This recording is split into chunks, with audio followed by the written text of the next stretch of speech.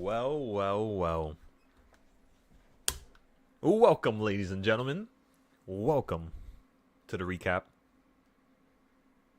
This is going to be a very short form video in which we're just going to review our, day one performance of the prop firm account. Now, day one was basically yesterday at around 12 a.m., which sounds weird. Don't ask me why I started trading at 12. I'm not too sure, but what matters is we woke up at 12. We started trading at 12. By 3 a.m., we were done with day one. We made $1,500. Now let me show you how we went about doing it. So this is the ES chart. This is one of the charts we were using last night. However, it's a little... Let me just go here, control copy and delete this. So this is basically what we were using yesterday. So when you had first ran up right here on this candle, you hit a 1/4 point.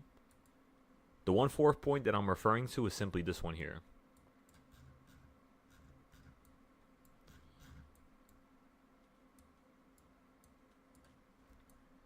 You take the bottom of October 29th at 2:41 p.m.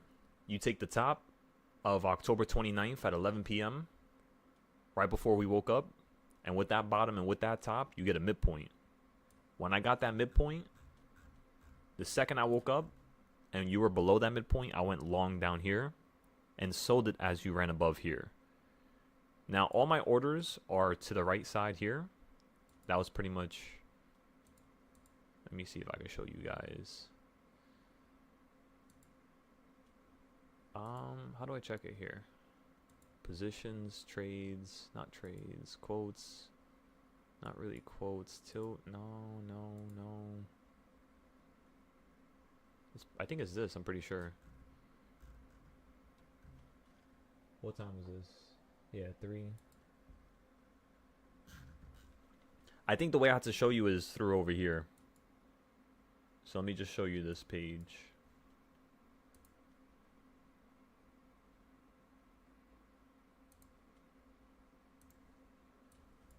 There we go. Alrighty. So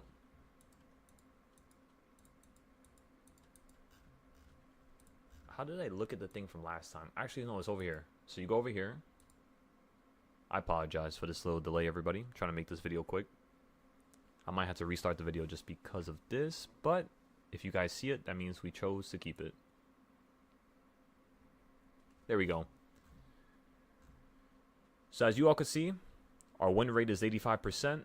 We had 9 losses.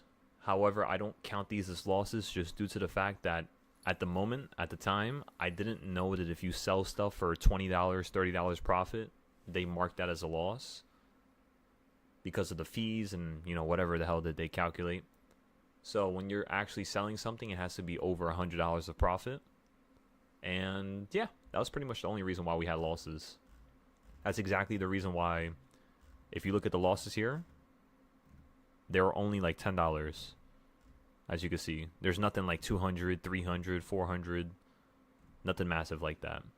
And then in terms of how many lots we had, it was around like 150. In terms of how many trades we had, it was around 65 trades within a 3-hour period. The reason why it was so much, even though we made a lot of money on our first and our 4th or 5th trade, was mainly due to the fact that we were trying to experience more so that we can actually grow more. Simple. We don't want this to just be a fast, one and done type of process where I get funded and then, what's the point of that? Because if it was lucky, if it was random, if it was not planned and meticulously thought of before, I'm not going to be able to do it again. That's why it's so important that we make this a little bit harder for ourselves and we actually trade with markets which are, yes, harder, because then we're going to learn a lot more. Now, what can we learn from yesterday that we could take into today where we can benefit from it? And in my honest opinion, the only thing we could do better, there's a couple things we could do better, of course, but the main thing that we could do better is if I take you guys back to the chart here. Let's go take a look at this. Most of the trades that we got into yesterday, we were just being a little impatient. That's pretty much it. So again, we told you all, we went long down here, we sold out here, then we went short because you were at the 1/4 point, sold that out here, then we went long at the line, and we had to wait for you to drop down here and deal with this price action. Then you ran up, then we sold it here, then we went short, sold it at the line again, then you went below it, we went long, right? And then you started running up to the highs.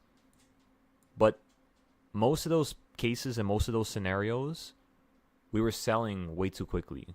We had enough time. There was no need to rush it. There was no need to be frightened. There was no need to, regardless of what the reason was, right?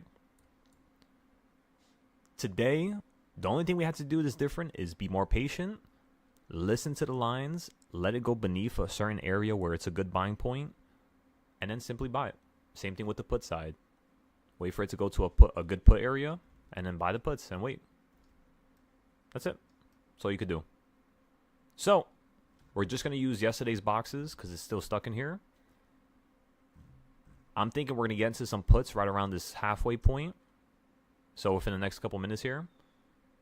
And once